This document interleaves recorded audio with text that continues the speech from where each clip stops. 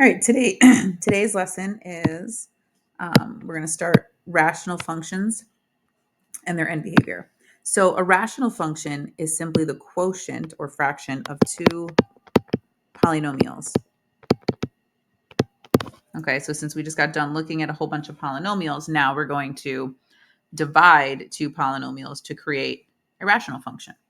So a rational function is in this form, y equals f of x over g of x, where f and g are both polynomials, and g does not equal 0, right? If g equals 0, then you're dividing by 0, which means it would be an undefined quantity.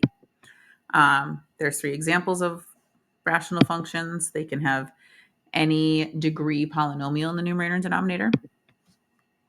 So end behavior of our rational functions has to do with basically figuring out if there's a horizontal asymptote, because your end behavior is what the behavior of the function is as x goes to infinity or negative infinity. And if you have a horizontal asymptote, your rational function would approach that horizontal asymptote as x goes to infinity or negative infinity. So we look at the leading terms of the numerator and denominator, and specifically their degree. If the leading terms have the same degree, we say n equals d, n and d are both those exponents, then there is a horizontal asymptote, which is the ratio of the leading coefficients. Because if you look up here, a and b are those leading coefficients.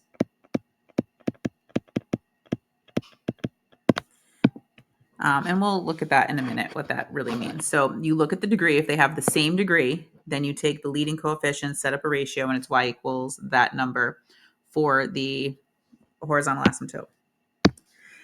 If you compare the degrees and the denominator has a greater degree than the numerator, it dominates the numerator, then you have a horizontal asymptote at y equals 0, the x-axis.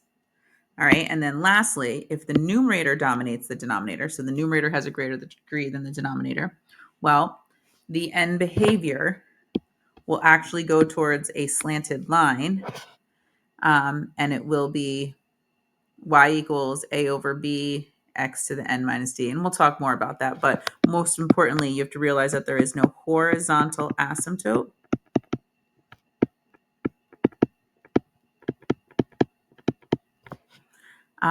And we'll deal with this more likely. If the degree of the numerator is exactly one more than the degree of the denominator, we have a slant asymptote.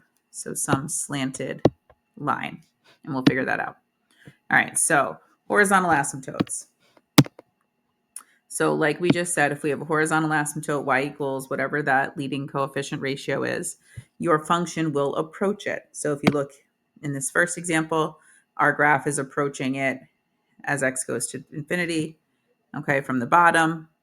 In the other one, it's approaching it from the top. In this last one, it passes through, but then approaches it. It doesn't matter if you cross it. It just means that it will approach it as x increases or decreases without bound, depending on what you have going on in that function.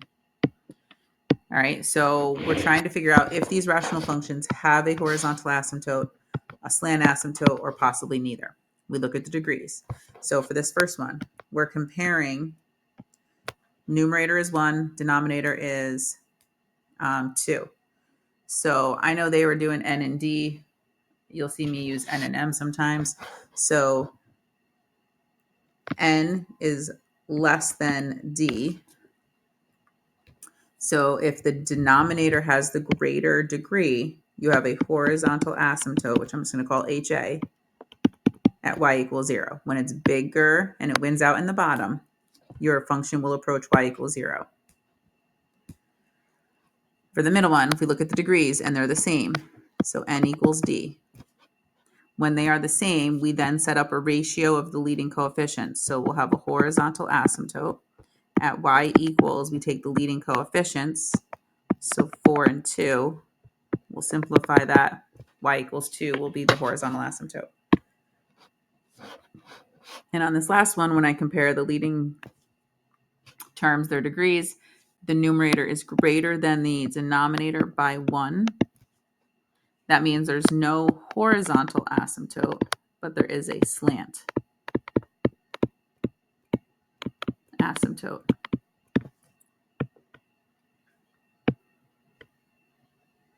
And the slant I guess we'll get there. Okay.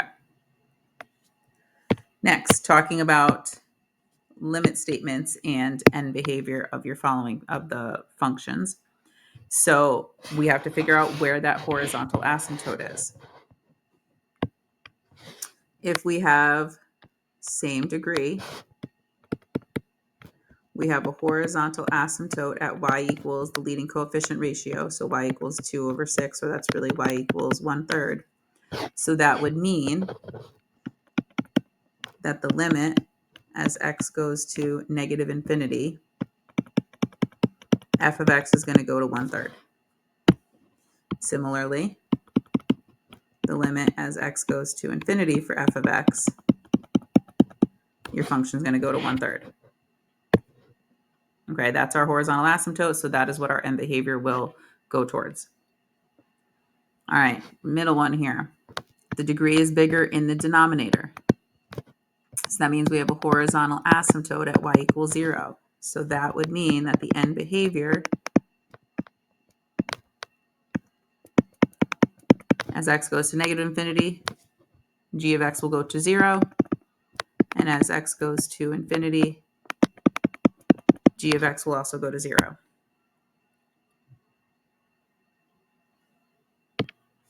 All right, so this letter C here, when we look at the degree is greater in the numerator by 1. So that means there's a slant asymptote.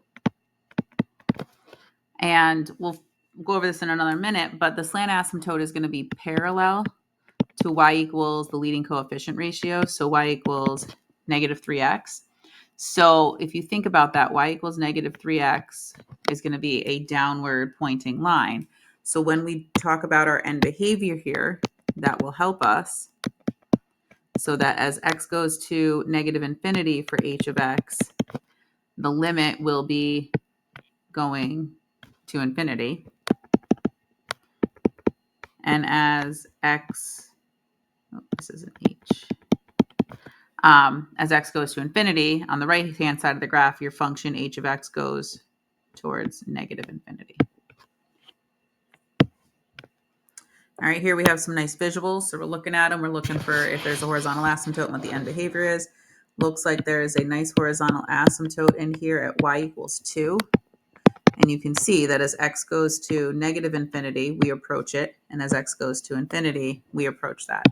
So this is not named, so I'll just call it d of x because that's what the letter is. This is going to 2, and the same thing for the right-hand side. As x goes to infinity, it goes to 2. In E, there's a horizontal asymptote that our function is approaching at y equals negative 1. So the behavior as x goes to negative infinity, we'll call this one e of x, goes to negative 1. And same idea, as x goes to infinity, it goes to negative 1. All right, so a little bit more about those slant asymptotes.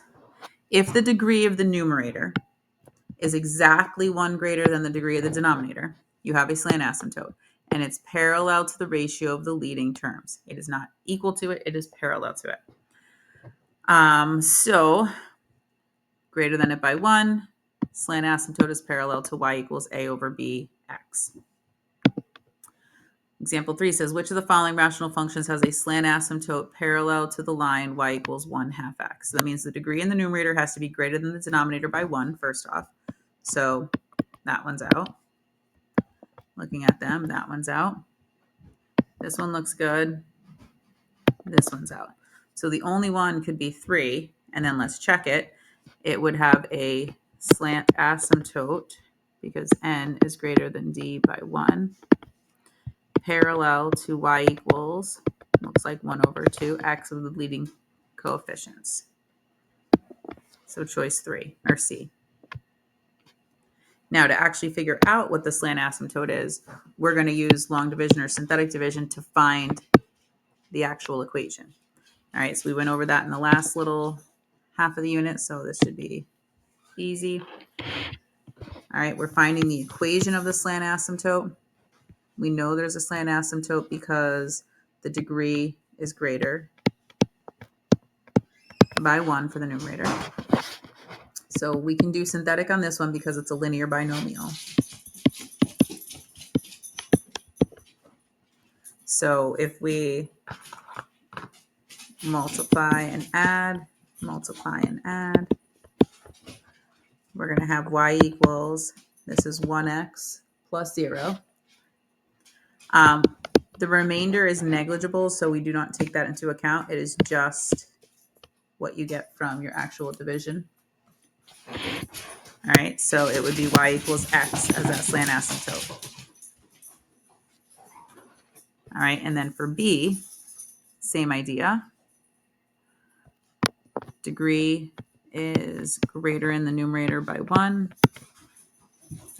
So this time we have to do long division.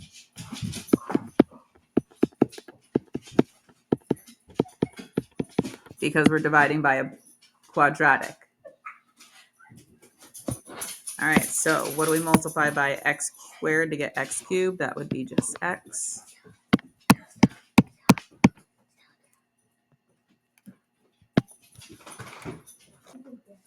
All right, so that would be x. If we multiply that, that would be x cubed plus x squared minus 2x. Don't forget to subtract all the way through.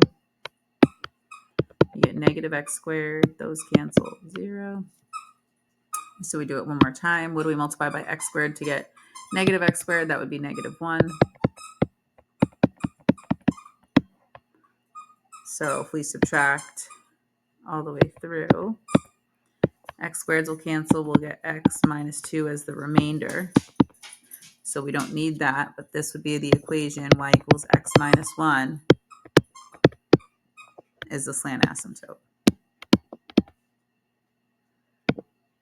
Okay, so that helps us find our end behavior for those rational functions.